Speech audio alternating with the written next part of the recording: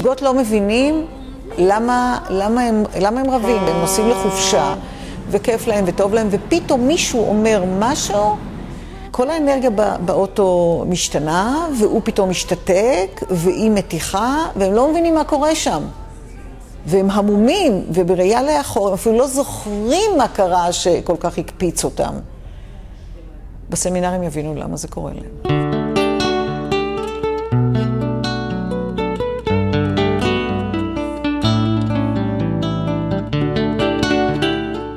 הסמינר עוסק מצד אחד באמת בלימוד, בהקניית ידע, ומצד שני בכלים מאוד פרקטיים, מאוד יישומיים לחיים יומיומיים של הזוג.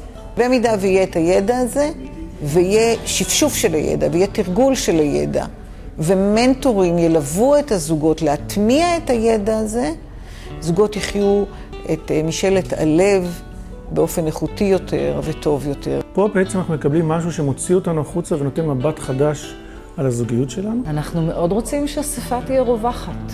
כמה שהשפה תהיה רווחת, התוצאה תהיה פחות סבל, יותר שמחה, יותר כיף, יותר הנאה.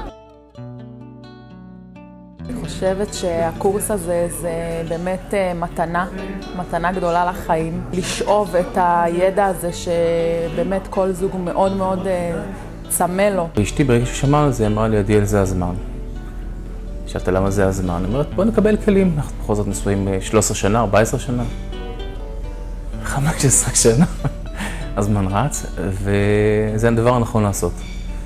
זה הדבר הנכון לעשות. כל יום שיצאתי מפה, יצאתי עם אנרגיות אחרות לגמרי. לא יודע איך להסביר את זה, צריך לעבור את זה בשביל להבין את זה. הרגשתי שבאמת הלב שלי מתרחב. הרגשתי שאני פשוט עולה ועולה ועולה.